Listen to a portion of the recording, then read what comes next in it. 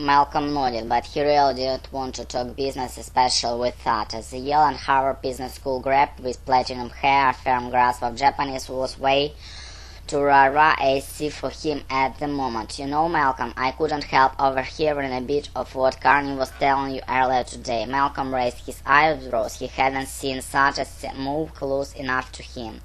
Listen, but there he had been concentrating on what Carney had been saying. He wasn't surprised that a competitive trader as Sutter was. He wouldn't want to know what his competition was up to. I know Carney can seem a bit harsh sometimes, but he was our best interest at heart. Deep down, he's really a good egg. Tremendously generous, extremely accepting, much more that you'd expect from someone of his background.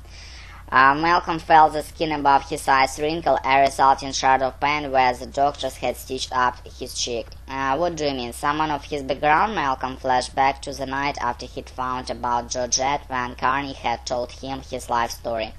He remembered feeling extremely close to the man because the story had seemed similar to his own. A poor kid from Detroit, orphaned by accident, who got into Princeton by chance, working his ass off, and he made himself into something great. His background, Sutter repeated. He grew up with a silver spoon in his mouth.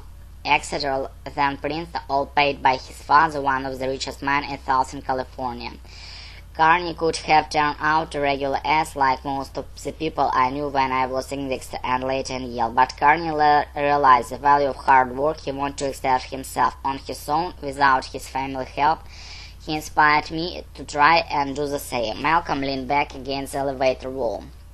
Complete utter shock. Carney had told Malcolm, a poor kid from New Jersey who had gotten in Princeton on a football scholarship, that he himself had come from a rough tumble background and made it through hard work. Carney had told such a prep from Exeter, Yale, and HBC that he himself was a silver spoon brand who had made good because he had need to prove himself. Carney had lied to one of them or both of them. Carney had told them that they wanted to hear what they needed to hear to become loyal to him, to worship him, to want to be just like him. With Carney, it was all about finding avenues to profit. Malcolm, Sutter, Karen, and the rest of them, they were all van. Malcolm believed that it was all about profit, but not at the expense of the people around him. It was about making as much money as you could do in a competitive environment, but it wasn't over people who believed in you and endangering their lives. They were avenues of profit. By the time the taxi dropped Malcolm in front of his apartment building, the thoughts swarming through his head had reached a fever pitch. He was absolutely furious. Репетитор по скайпу, Smart Teacher 197.